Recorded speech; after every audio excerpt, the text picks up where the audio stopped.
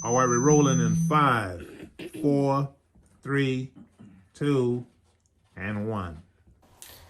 Hello, and welcome to tonight's episode of The Real Paranormal. I'm your host, Danny Early.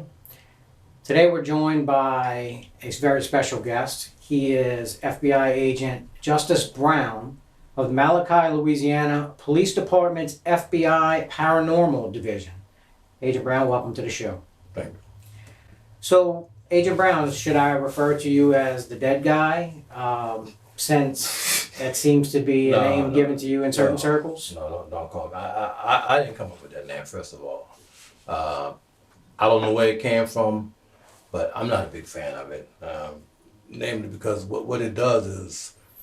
It seems to be disrespectful to the decedents, as well as it tends to diminish what you do almost to the level of vaudeville. That's exactly it. Which is odd that you would have that type of sensitive insight, considering you just wanted to call me that 40 seconds ago. Understood. No, we definitely won't call you that. I appreciate that. So, Agent Brown, I guess the $1 million question is how can you talk to these dead people? Well, the pending theory from scientists that I've been hearing is that I have a rare metallic substance in my bloodstream that I've had since I was born. I bleed just like you and anybody else. I bleed red, but it's this metallic substance. And technically I should be dead. I have about 47% of the stuff in me. I should be dead. But for me, it's normal. It's harmless. And they seem to think that has something to do with me being able to talk to the dead. But truth be known, man, nobody knows how I can communicate with the dead. Nobody. So, Agent Brown, in addition to hearing these dead people, do you ever see dead people? Because, I got to tell you, if I saw dead people every day, I would be hiding out somewhere in Hackensack, New Jersey, in a confessional, curled up in a fetal position with my thumb in my mouth. No, I don't see them. I'm glad I don't, because think about it, what kind of shape would they be in? Exactly. Some guy shot in the face with a shotgun, half his face blown off. Yeah. Some poor woman who was strangled to death. Her eyes bulging out, tongue sticking out of her mouth. Yeah, some person's been in the water for 10 days and they're bloated and all disfigured. Half the time I wouldn't even, forget it, man. Forget it. No, to answer your question, I don't see dead people. Okay. Well, hearing them is definitely plenty enough, because as you said just now, you really don't know what you're gonna get. Yeah. For a while when I was younger, it started off, I was hearing a lot of these calm, soothing, motherly type voices. And every now and then a kid would slip in there, but then out of the blue, one day this guy comes chiming in with this gruff, loud ass gruff, and he's like, "Yeah, I'm Frank Bell. I was the chief brick masonry guy." Whoa, man. I'm 11. Ease into that shit. With that gruff. So you've always heard these voices then, even as a child? Oh yeah, unfortunately.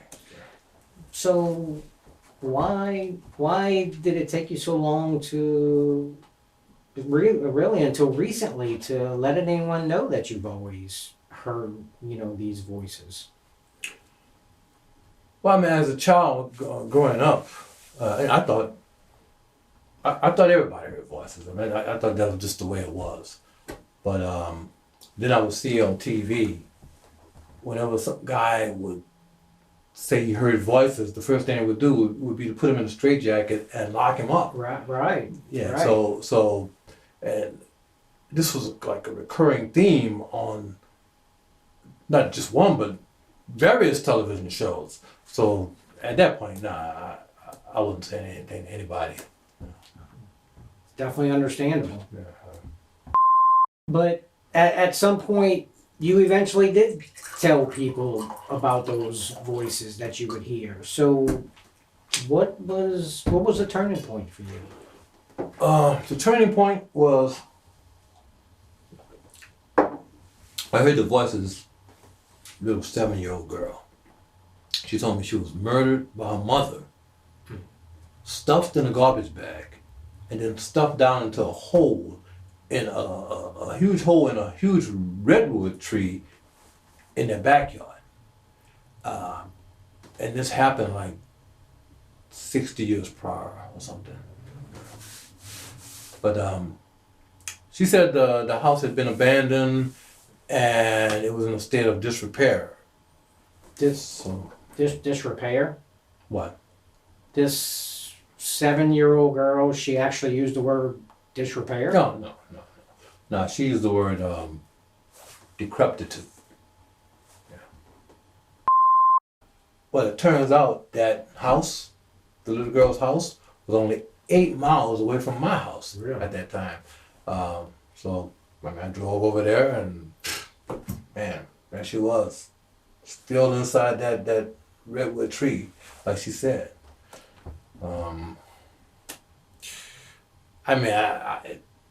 After some trepidation, I finally ended up calling the police to tell them. Who obviously just totally embraced your story of talking to a dead girl, right? But I ain't saying they believed me, but they checked it out. They knew I didn't have anything to do with it because it was like years before I was even born, so that was okay with me. Right. So after about solving the 5th or 6th case, police departments all over the world started taking me a little more seriously. So serious, in fact, that the FBI decided to make me the head agent at the newly formed FBI Paranormal Homicide Division, of which I'm the only employee.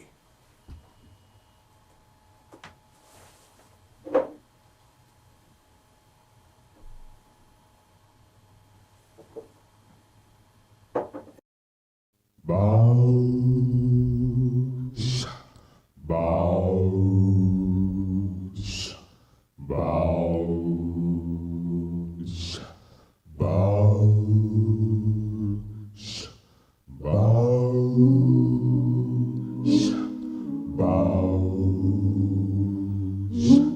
bows, bows.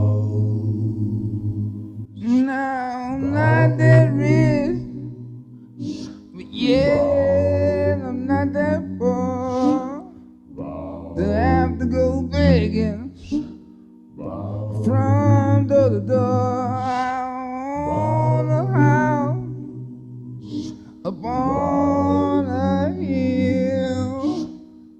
I wasn't left no money from my granddaddy's will, but don't you worry, 'cause I won't cry. As long as I got my father, he'll be with me by and by. For as long as I live, even when I'm dead, I get down on my knees and I bow my head and I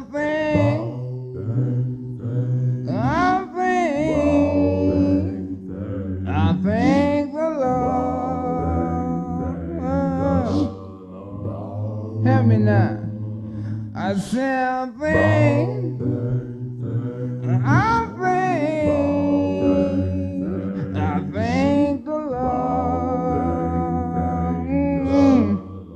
Listen to me. I may not be on stage, on TV, or sitting in a White House. No, that ain't me. I've been around the world, and I'm here to stay.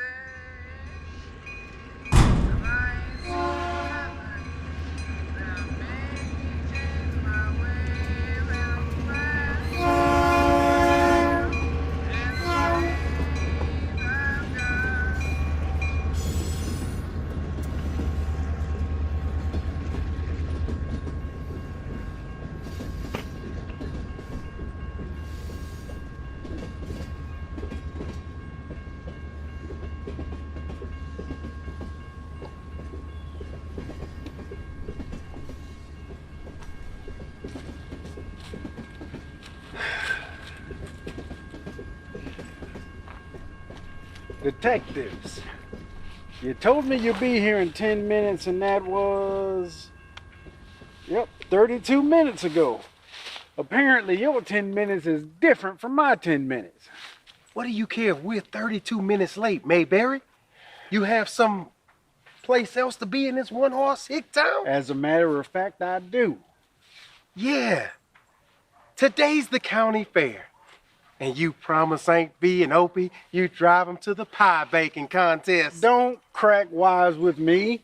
You tell me you'll be here in 10 minutes, and be here in 10 minutes. It's called common courtesy. So let me get this straight. You two drive all the way out here to Allenville, Louisiana, because some psychic told you that there was a body from an old homicide off of I-25. Not some psychic. The psychic. Justice Brown. Justice Brown? The dead guy?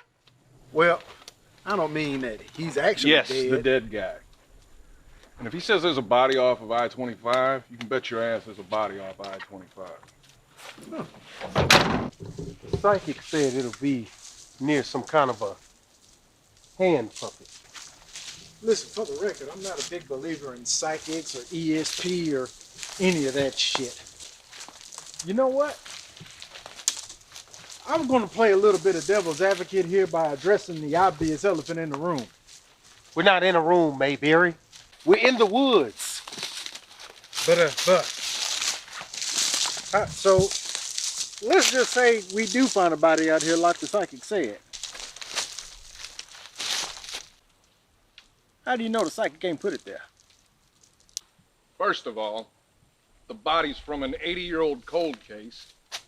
And Justice Brown is about 45, so he wasn't even born yet. He's 7 out of 7 on his predictions since working with us. 7 out of 7.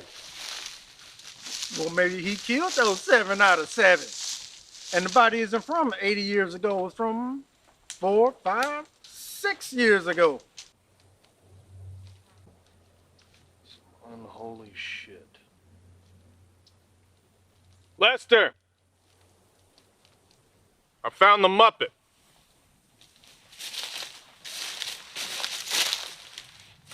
That's a puppet. What's the difference? There's no difference. Then why in the f*** would you correct me on whether it's a Muppet or a puppet? Because it's not a Muppet. They're both puppets. But Muppets are what Jim Henson called his puppets back in the 50s. It's like his trademark or some shit. He's right. Let's say you got 2 dogs and one's a collie and one's not. They're all dogs. This one's just a collie. I'm so glad you two are here to enlighten me. But Brown said the body would be near the puppet. Here's a puppet. And he was right. Holy shit. 8 out of 8.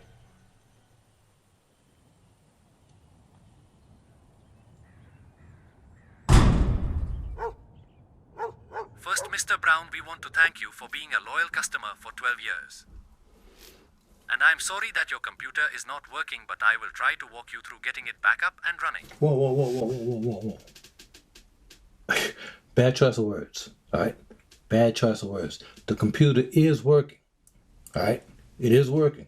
It turns on, turns off, it does everything in between. It's working.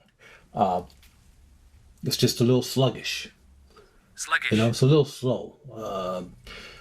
Right now, it's like Sounds like when it I should don't be like. know what You get what I mean? one was fast and one was not. Right. Okay, with your permission, sir, there are a few things that I want to try. Some basic process of elimination Well, wait a test minute, to get. before you delve into that, I did a couple of things just to save some time. I defragged the drives. I did the disk check cleanup thing. Removed the startup programs. Check default power settings. Check the performance options, and I gotta say that was a lot of options on that. What's that? Sir, I have to go. You have to go. I have to Go check on something that we're doing. I'm leaving, sir. You're leaving. Leaving? But There aren't variations of leaving, sir. what do you mean? We're in the middle of troubleshooting my issue here. You're talking about you're leaving? Is that I'm leaving, fix sir. folks' common practice to leave in the middle of it? No, this guy hung up.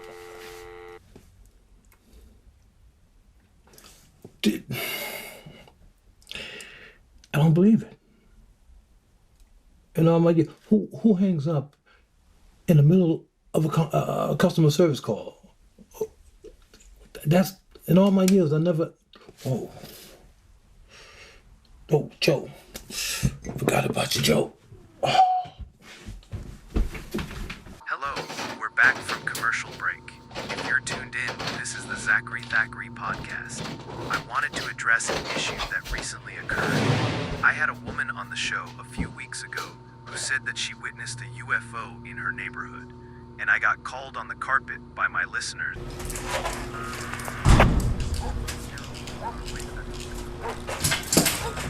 Joe, you're gonna have to do this some other time. It's almost noon, man. You're gonna have to just come back some other time. Actually, I'm already done. Yeah, the sulfate should build up on your battery plates. The sulfation buildup on my. I knew it was something like that. Joe, you gotta go. I have a session at noon, man. You know that. You doing that today? So, you're gonna go inside on a nice day like today and talk to dead people? I do it every day, Joe. So yeah, I'm doing that today. I always wanted to ask you, why noon? Does that time serve some type of significance for the ghosts? I mean, I would think they would want to pull something a little more creepy, like, I don't know, midnight or some shit. It's not the Rocky Horror Picture Show, Joe. They prefer noon. I don't know why. Can we just...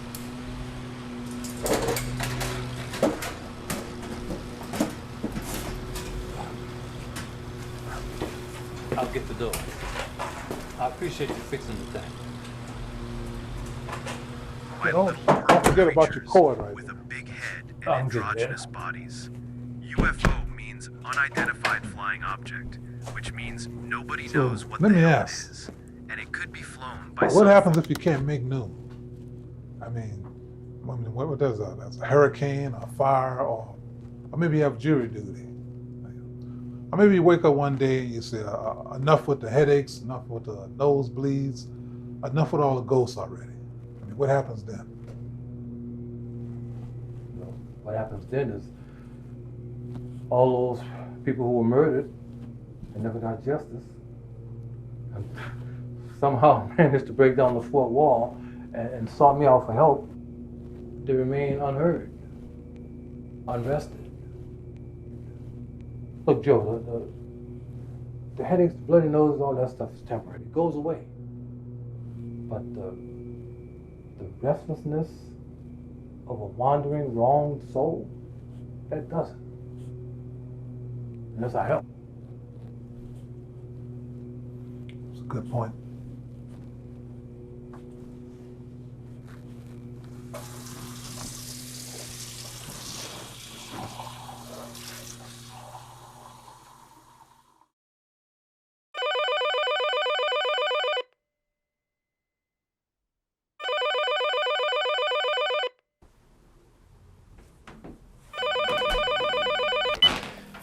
Detective Sugar Shack. You found him. You were the psychic, Justice, you tell me. Well, that wasn't a question. I'm telling you, you found him. Just like you found all the others. And once again, man, I'm not a psychic. I told you I don't. Yeah, no, I know. There's a name for it. Mediumistic communicator. Or spirit medium. I looked into it. You know the Chinese have got a word for that shit? Tongji. They got another one too. Jitong, yeah, I know, man. Can we just get back to the subject at hand, please? What was the condition of the body?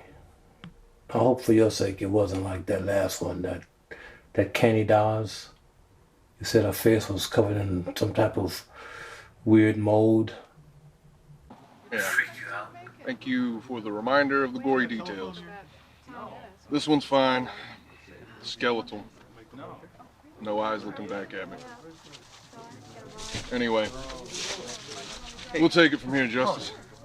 Justice? What is that Justice you're talking to? Yes, this is Justice. Tell him I said hey. I'm not doing it. Nah, it's okay, Sugar Shack, I heard him. Tell him I said hey back. Yeah, right after I find a unicorn. Look, Justice, I don't have to tell you what's going to happen next because there was a body here. And you're about to be bombarded with a lot of questions and a lot of naysayers as usual. Yeah. Yeah, and as usual, I'll deal with it.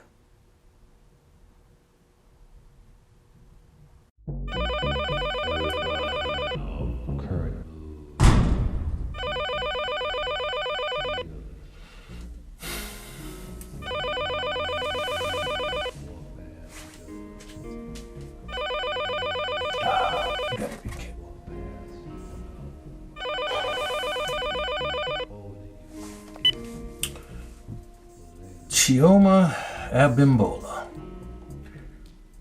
To what do I owe this surprise?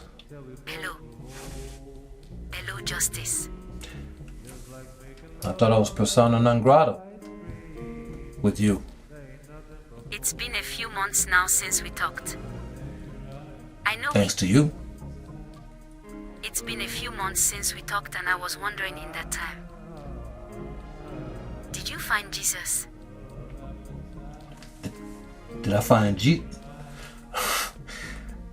Yeah, as a matter of fact, I did find Jesus, Chioma. I found him at a car mechanic shop on Arthur Street. He was working on a 1978 Buick Skylark. I thought that was kind of beneath him, but you know, the walking on water. You know, I should have known. I should have known you'd make a big blasphemous joke of it. You haven't changed at all. In 2 months? No, Jim, I haven't changed. You're hopeless. Frigid inside. A hopeless sinner on your way straight to hell. If I'm going to hell, Chioma, so are you. What's that supposed to mean? What it means is, Chioma, you're a hypocrite with a double standard. You think because you go to church 2 Sundays in a month that makes you Agnes Ganja Boyagio? What? Agnes Ganja Boyagio. That's Mother Teresa's real name. You see, I knew that. You didn't, Miss Religious. Because I didn't know Mother Teresa's real name, that makes me a hypocrite. And what exactly is my hypocrisy, Justice? No. Tell me. Having sex with me out of wedlock makes you a hypocrite. No fornication, remember? Isn't that one of the 10 Commandments or something? Thou shalt not get it on? Only a servant of Satan would be so blasphemous. See, you're willing to banish that one rule, that one little tidbit for your desires. Then you wake up the next morning, push the reboot button, and start fresh. You go to work, you talk about God. You go to church, you talk about God. And you talk loud and clear so that everybody, including God, can hear. Just in case he does exist. So next time you feel the need to call and talk to me about heaven and hell, Chioma, you make damn sure you have a lot more to bring to the table than you going to church twice a month. I talk to dead people, Chioma. I talk to the dead. In my book, that puts me a lot closer to God than you'll ever be. So, if you will excuse me, Chioma, I have a real conversation to get to.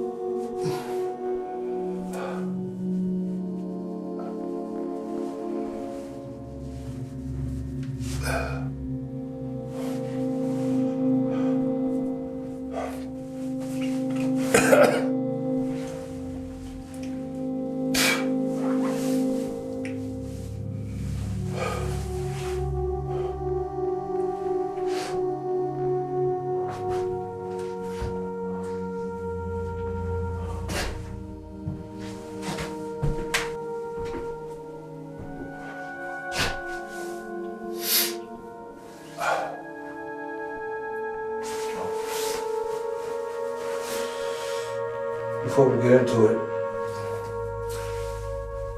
I'm Justice Brown, FBI Paranormal Division.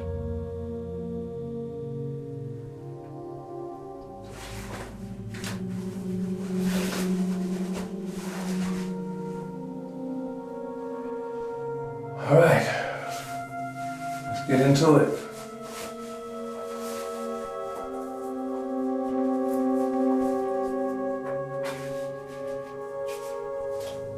So we're gonna do this or what?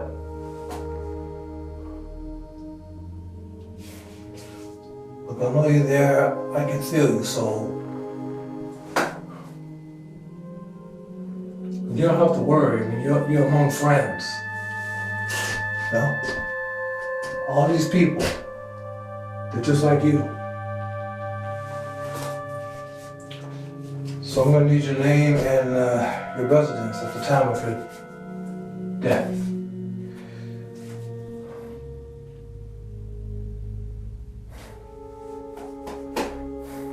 Look, I don't know how long this is gonna last before we get disconnected, so can you Alice Hall. at least try to... My name is Alice Hall. All right. 1444 Commonplace. Hall. Bar Harbor, Maine. Bar Harbor, Maine.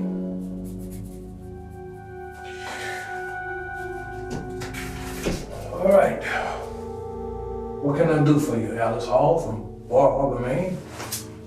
Why are you talking like that? Why am I talking like what? Like some sort of game show host. Look, Alice, I've been doing this a long time. I can assure you it's no game. And my tone, it's my tone.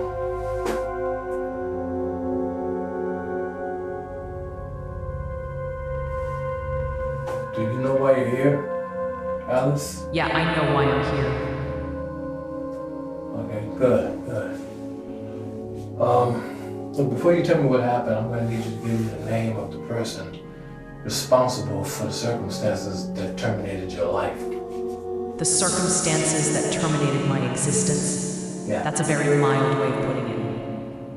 You make it sound like my light bill wasn't paid, so my lights were turned off. Or some parking tickets weren't paid, so my car was towed. I was murdered, Mr. Brown. My existence wasn't terminated. I didn't pass away, and I wasn't called home to glory. I was murdered. I try not to use words like killed and murdered. That's just me trying to lessen the blow. There is no blow to lessen, Mr. Brown. I'm already dead. And the miscreant, the savage who made me this way, I now know to be Auggie Doggett. Auggie Doggett? Auggie, is that 2 G's? Doggett, 2 T's, or Auggie 1 G Doggett, 1 T? Now, I'll figure it out.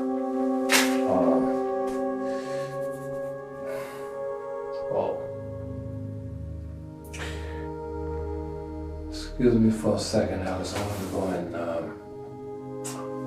sit down over there. You packed quite a punch, Alice.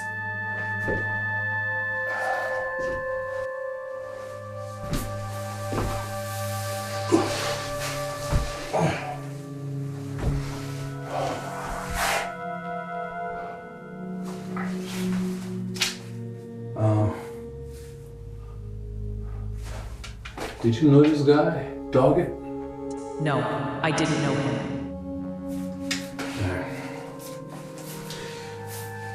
What happened to you, Alice? I was a member of the Mighty Miz Gymnasium and Spa.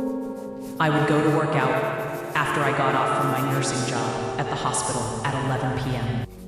I preferred that time because there would only be about 2 or 3 people there, so I didn't have to wait to use the equipment. I always worked out for about 30 minutes. That night was no different. When I was done and went out to the parking lot, there was a blue van parked next to my car. I thought it belonged to one of the 2 people still inside the gym. I was wrong. As I was about to get into my car, the door to the van slid open. Doggett grabbed me from behind and put me in a chokehold. He pulled me inside the van, then closed it. I passed out. He tied me up, then took off. I went in and out of consciousness as he drove. When I finally woke up, I was in a garage, still inside the van.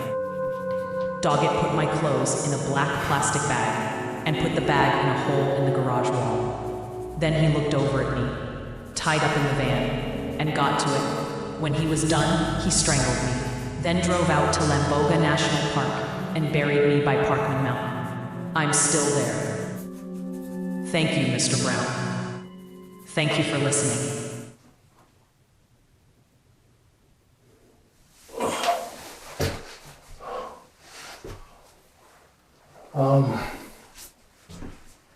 Let me ask you something else. Does this Auggie Doggett guy ever come by and visit your grave or anything strange, weird like that? Freaky?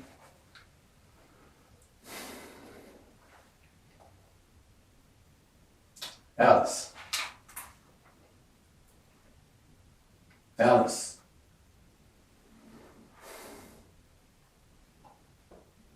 Yeah. I guess you're going. All right, look, don't worry. I got down every word.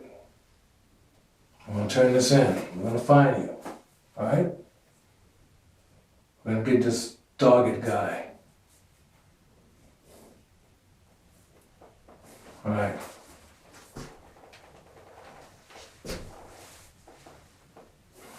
All right.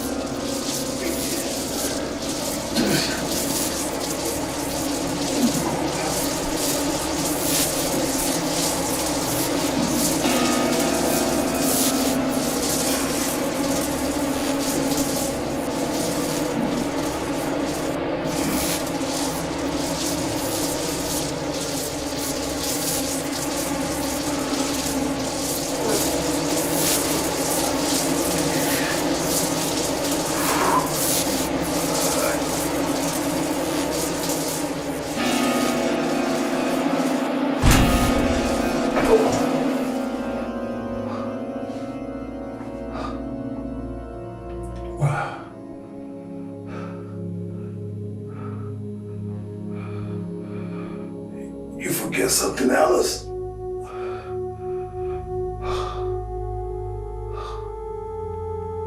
My name isn't Alice. It's Karena Keller. What?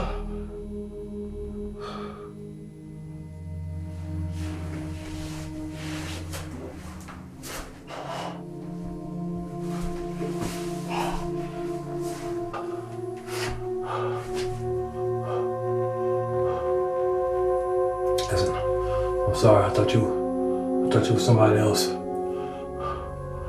I never had 2 murder victims back to back before.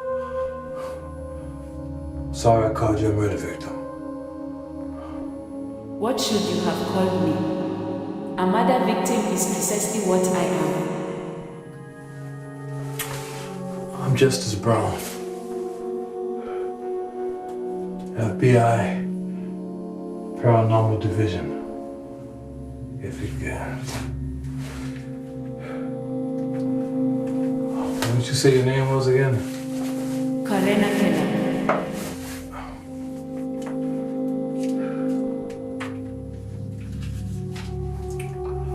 I'll just transfer your information onto your own personal book later. Okay, and what was your address at the time you were killed? Sorry. 1601 Royal Mine Avenue, Silcroft, Maine. Another Maine. And what is the name of the person or persons responsible for your demise? The person responsible for murdering me is a man named Auggie Doggett.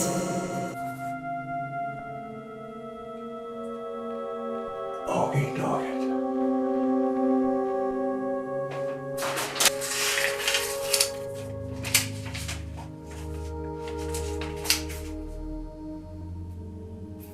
That's the same name. You said it's the same name. I don't understand. There was a woman, Alice Hall. I talked to her right before talking to you. She said she was killed by a guy named Auggie Doggett. Auggie Doggett, what it does, the same name. The same guy. Do you know? Did you know him? No. What about Alice Hall? I didn't. No. I'm just trying to piece together some kind of... Have you ever been to Bar Harbor, Maine? Mostly just passing through. At least until now. Meaning I'm there now. And how far is that from Seal Cove, Maine? About 20 minutes.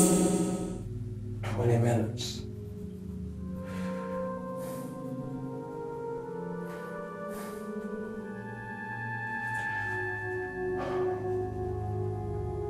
Right. Karina, what happened to you? What was your final moment? I went shopping for groceries. When I was done, I went out to the parking lot, and as I was placing the groceries in the trunk, a blue van drove up behind me, bumped my shopping cart. Auggie Doggett got out the van, grabbed me from behind and pulled me in the van. Choked me out. I thought he had killed me. I mean, he did eventually, but I thought he had killed me then. Until I awakened in his van in a garage, naked. One second.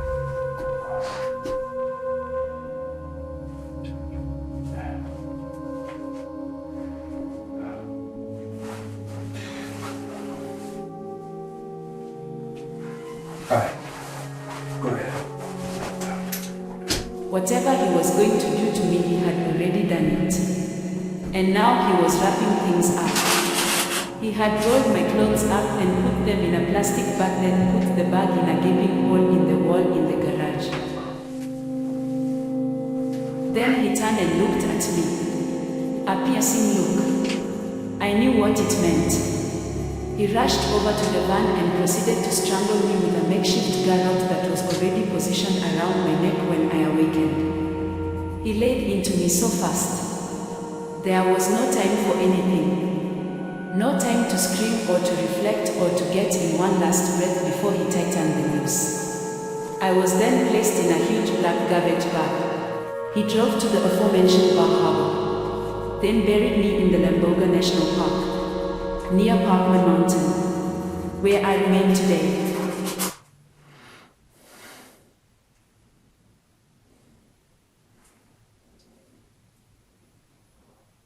Karina.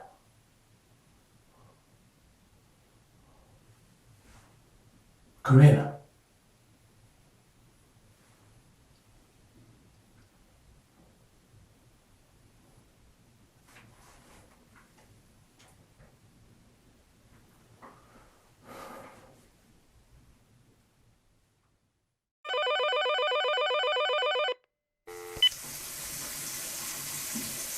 Yeah, Joe. Hey, Cuz. Just want to make sure you're done with your seance. Yeah, I'm done. Just want to make sure you didn't have an aneurysm or a stroke from one of your nosebleeds.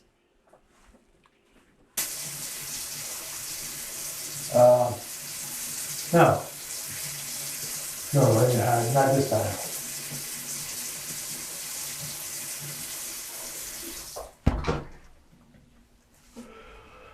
I had 2 apparitions today, Joe.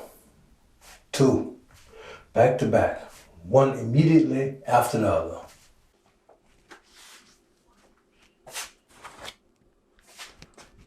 Two? You never mentioned having 2 back to back before.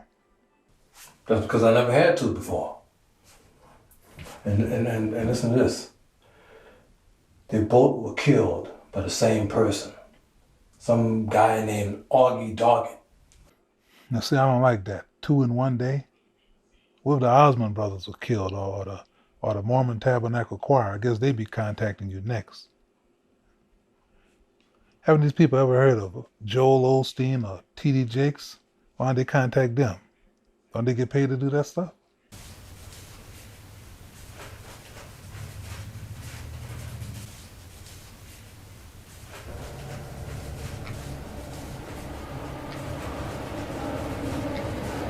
You better go, Joe. You got another call coming in.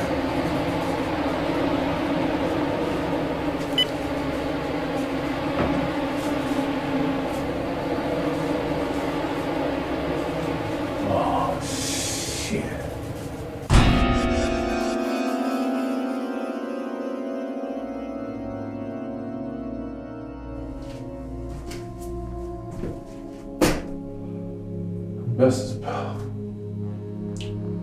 Justice Brown.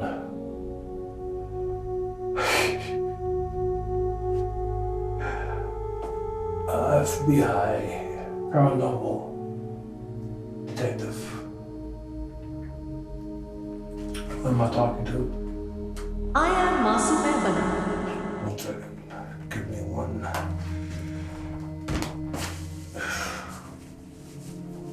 think I'm running out of blood.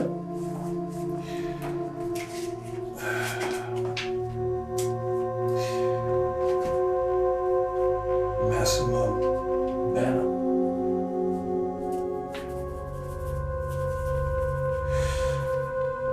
Okay, Massimo Banner, what was your address at the time of your demise? I resided at 140 Skylar Place in Bar Harbor, Maine. Bar Harbor, Maine. Bar. Okay. Now for the $1,000 question, Miss Banner. Who killed you? It was a complete stranger. It was a man named Auggie Doggett. Jesus Christ, is this guy ever asleep? Excuse me? Nothing, just...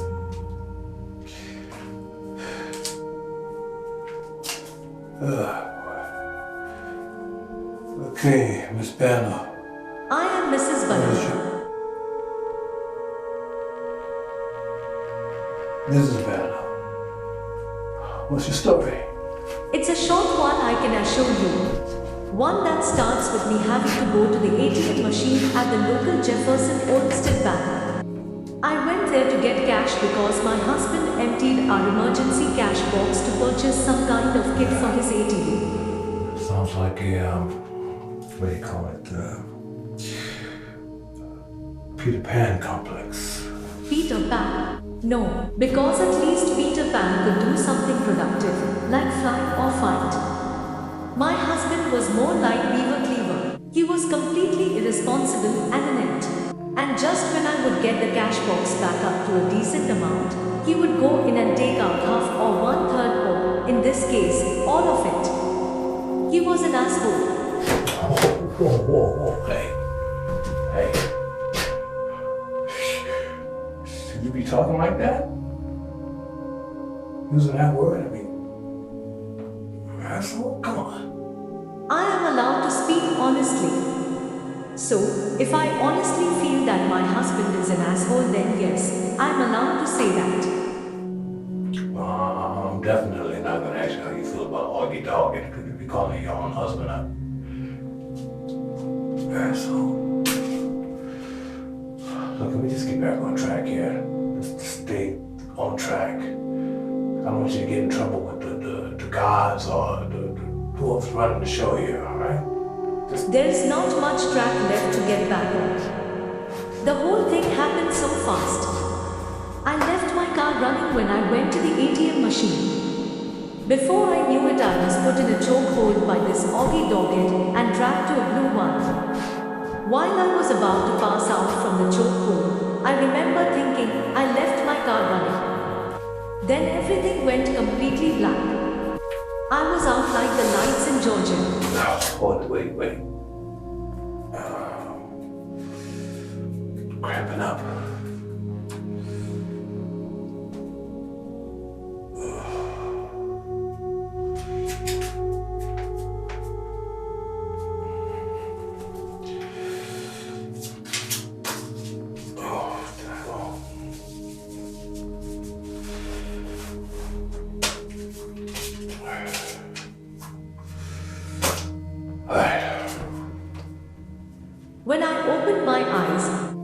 When I woke up, the first thing I saw was a baseball clock on the wall.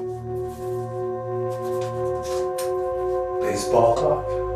Yes, the clock was designed like a baseball. The minute and their hands were shaped like baseball bats.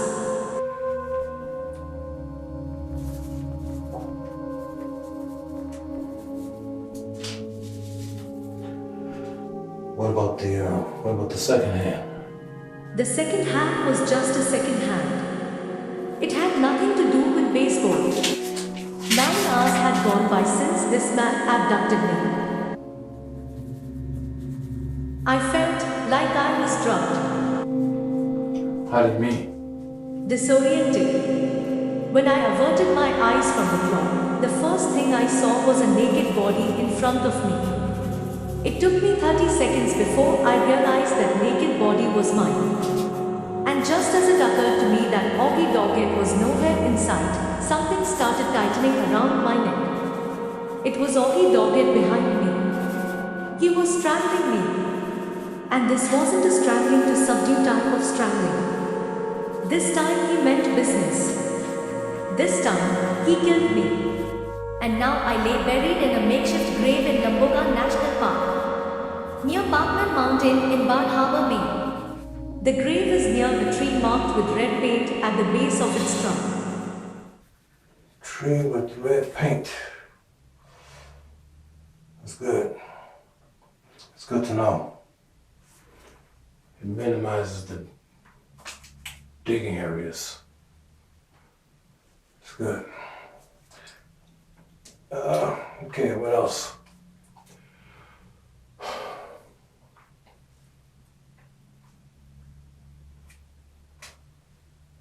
Mrs. Banner.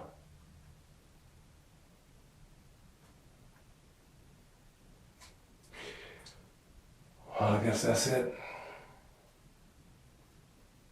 I guess we're all done.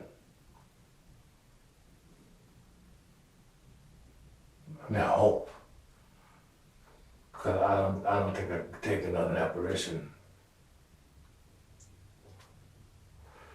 So I'm gonna just vamoose.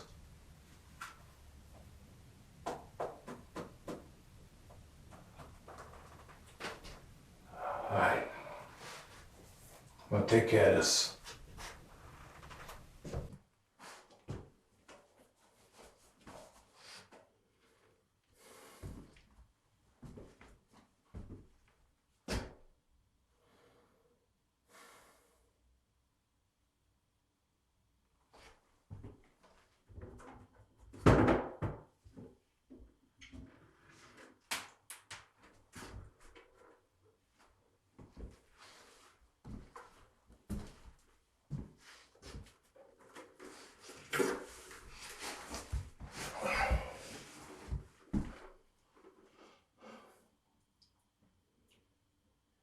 If it's okay with you guys,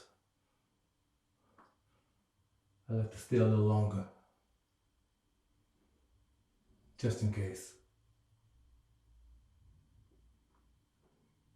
All right?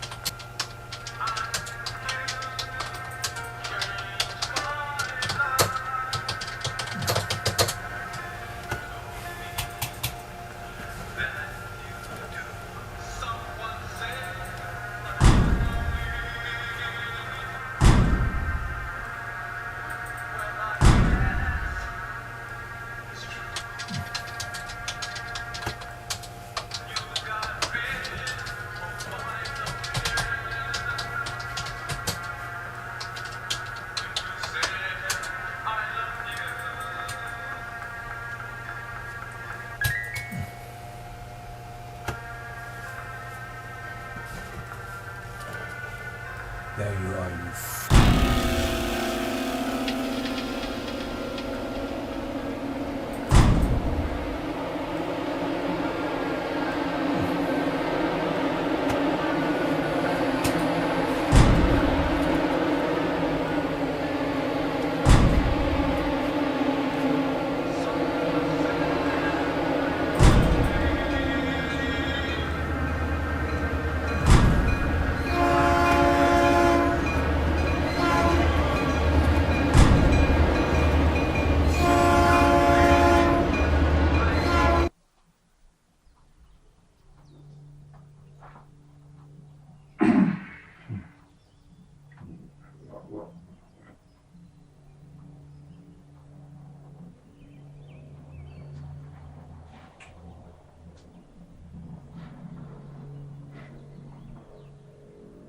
So is this it? Is this everything?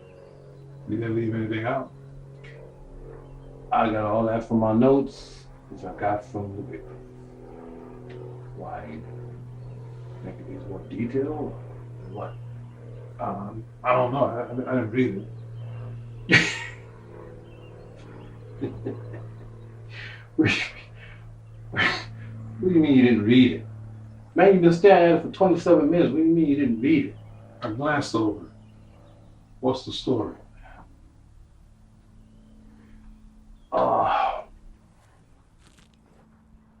Three women, all from Maine, all strangers, all abducted, raped, and killed in the same manner by the same guy, a guy named Auggie Doggett, also a stranger. After he kills them, he buries them at Lumbago National Park. Why there, you ask? Convenience. He works there as a ranger. So what's a realistic timeline? Like usual, I'll turn it into the chief today. He'll probably look it over and he'll call the Maine police. Probably today. If it's early enough, they'll check it out. Probably today. Right. But they're not gonna just go out there and start digging up the place with shovels, Justice. No, I mean, I know that. It's a homicide scene, Justice. They're gonna go out there and take their time trying to preserve every possible evidence. And when they do find something, they're not gonna stop what they're doing and notify Chief Cornell. They're gonna notify him when they notify him. Yeah. So late tomorrow, maybe. Late tomorrow.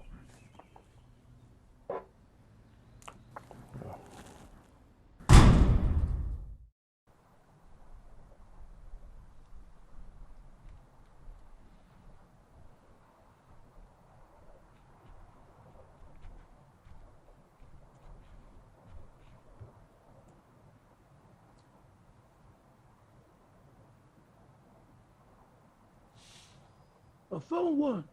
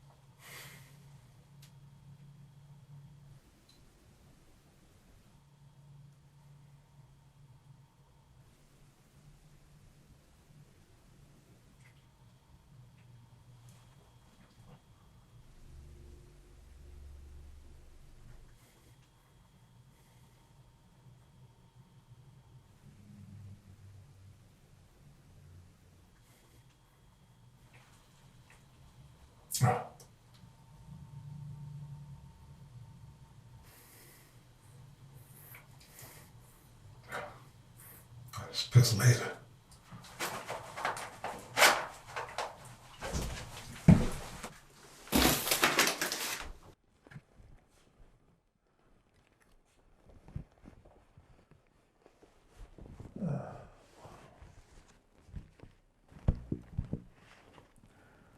And all checked out. Bar Harbor police found the bodies of all 3 women buried at Lumbago National Park, just like you said. Good. I mean, I don't mean good, but you know. Yeah, I know what you meant. I know what you meant. What about the killer? Auggie Doggett. Our detectives went to pick him up for questioning, but he wasn't home.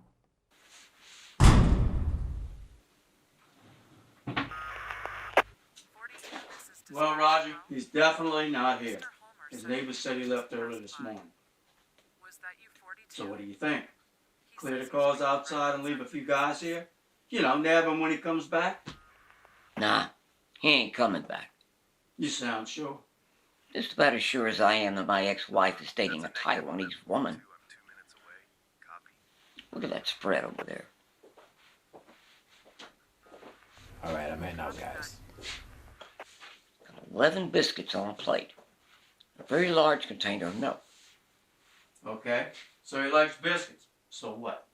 Actually, I'd say he loves biscuits, considering he's got 9 more boxes of the stuff in his fridge. He's eaten 1/2 of 1 biscuit.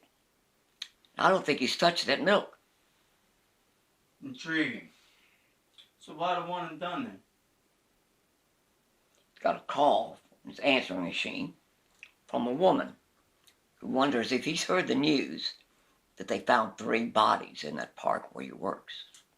He was spooked. Got the hell out of Dodge. So, you think he's on the run? No, I don't think he's on the run. He's on the run.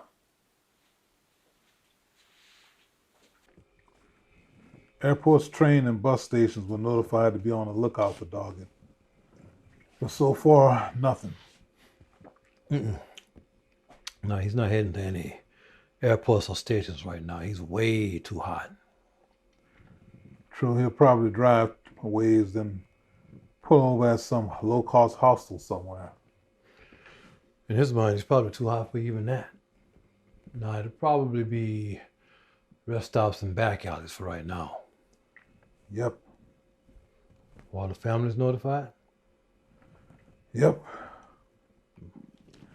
And as it turned out, Harold Hall, the father of one of the victims, Alice Hall, worked at the park with Doggett for about 2 months. Then he left to start his own security business. Yeah, but Alice said she didn't know Doggett. None of them did. Well, according to the records, Mr. Hall once loaned his daughter's truck for a few days while her car was in the shop, and she drove him to and from work to the park until she got her car back. Now, Doggett could have seen her during that time. Right. And decided to add her to his to-do list. Yeah, now Mr. Hall added Auggie Doggett to his to-do list.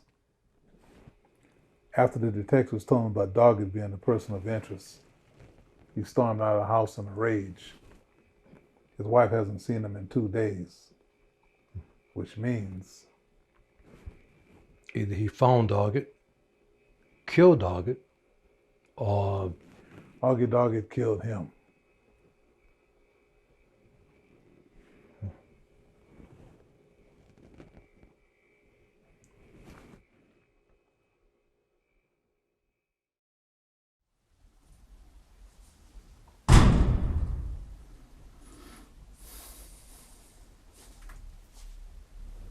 over the next 3 days, I went back to business as usual. Back to the usual one-on-one sessions.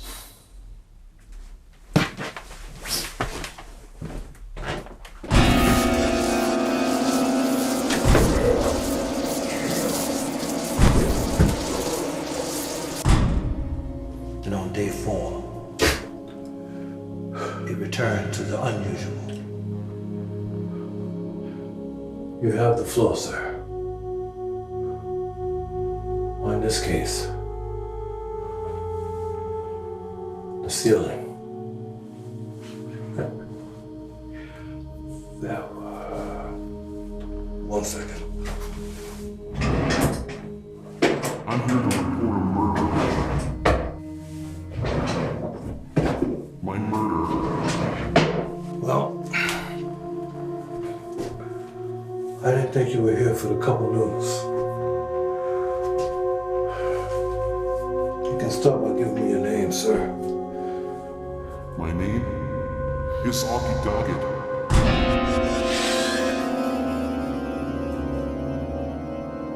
Auggie Doggett. Yes. Guess Mr. Hall found you.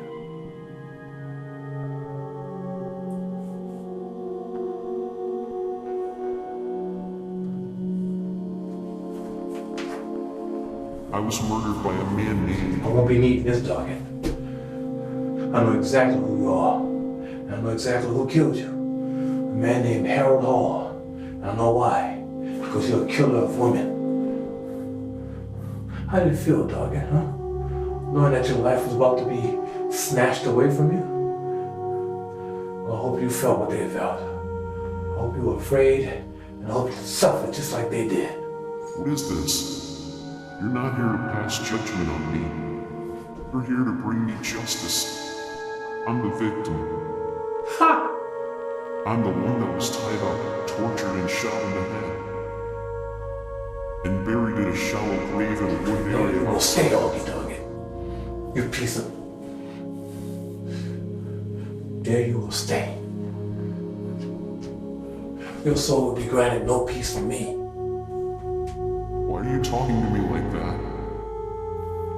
Why was I sent here to you? Because I'm the only person on the entire planet that can hear you. Help you. But God forgive me, because I'm not saying anything to anybody about Harold Hall, your death, or wherever you are now. For what you did to those 3 women, I hope you never find peace. Ever. You have to tell what happened to me. What Harold Hall did to me. You can't just leave me where I am in this cold place. In purgatory. You're obligated to tell someone. You hear me? You have to tell them. You have to.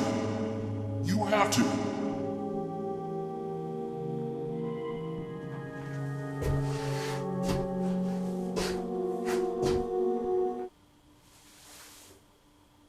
I'm sorry, but the person you're trying to reach is no longer available. So please, rotten hell, Auggie Doggett. People have been calling the show as well as stopping me on the street and saying things like, "Hey Zach, when did your show become a forum for alien enthusiasts and UFO conspiracy theorists?" Somebody started a topic about alien beings a few weeks ago that has not yet resolved. New Hampshire, I remember. And just when I thought I'd be putting it to bed, a new intriguing expansion on the topic would emerge. You can put it to bed. The We're current, never going to shut that down. Visitors from another planet? No. the current one being Why do people assume alien beings would be smarter than humans? Look at our track record. Our track record? What man has accomplished and Oh, yeah, created. Man created airplanes, man created telephones, man created cruise ships and microwave ovens, pencil sharpeners and dustpans. Dustpans? How'd that get in there? I was with you on the first 4 or so. Dustpans. Oh, and if you need even more evidence of how smart man is over alien beings, man created alien beings. That's right, they were created by man, they don't exist. Wait a minute. You don't believe? Didn't you tell that woman you believed in extraterrestrials? We were talking about UFOs, not ET. I said UFO. Agent Brown, this must have been extremely difficult as a child dealing with this. I mean, is this something that you were teased about by other children? Well, actually, they didn't know. A couple of the kids at school, they lived in the area. They would see cops every now and then, or ambulance or what, but they didn't know. And my parents there, everybody kept it kind of hush hush. I don't know. I would just ignore them when they'll get to school. They'll say, what happened to you the other night? So ambulance. I would just kind of just play it off. I didn't have that many friends anyway, so I didn't care, you know. So it was kind of tough. I'm sure it was. I'm sure it was.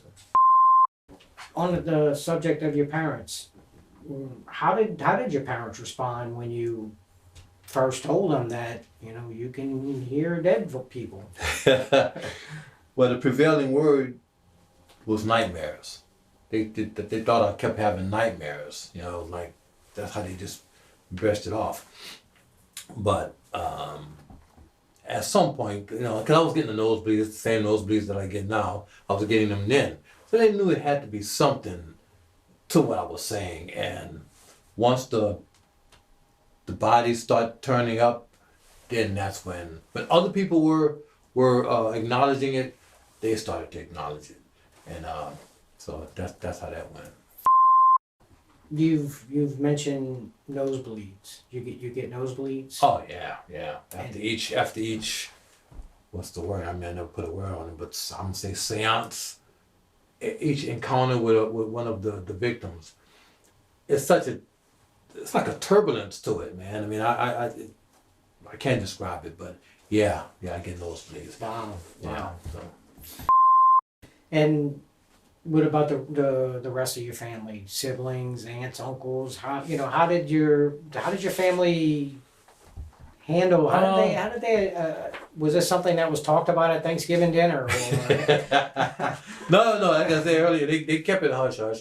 My cousin Joe was the only one that I could confide in. I don't know if he was just hearing me as a kid, but he seemed to believe me. He was the only one who seemed to believe me and didn't ridicule it or didn't thumb his nose up at it or something. But he was the only one, and everybody else was just kind of like almost embarrassed, or scared for what I was becoming. I don't know.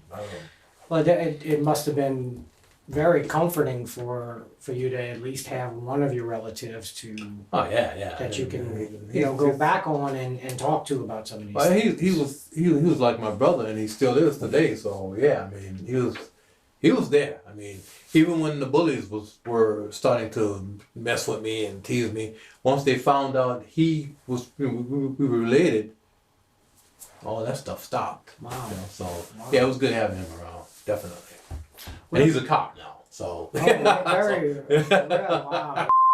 So, what about a social life? Do you have a lot of friends now? I know you mentioned you didn't have many growing up, but do you have friends now? Maybe someone special in your life? I did, but most of the girls knew my reputation, and they thought I was like possessed or something. Well, they didn't want anything to do with that, so it was like not the easiest thing to bring up. No. By the way, honey, past assault, I talk to dead people. Yeah. Obviously. So, but I had a social life.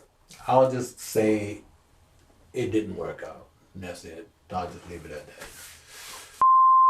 Now, you said that these apparitions always appear in the same room. I believe you said it was the bathroom, correct? Right. Yeah. Was that the same situation when you would hear those voices as a child as well, or? No, it was a different house then, but no, it was mostly my bedroom. And it wasn't always noon then. It was as a kid, it wasn't always noon. Then it started just kind of, I don't know if they were trying to make it convenient for me or the apparitions or what, but it was always my bedroom.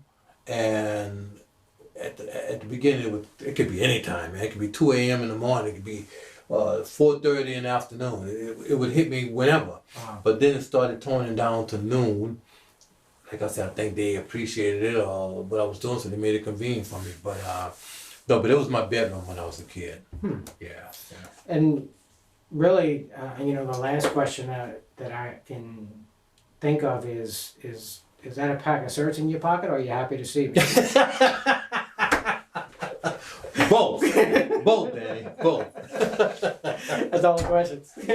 All right, thank you, sir. Pleasure being on your show. Thank you. Really enjoyed it. Thank you very much for joining us tonight. We will be back next week for another episode of The Real Paranormal. I'm Forgot your name, Danny? I'm Danny Early. Good night.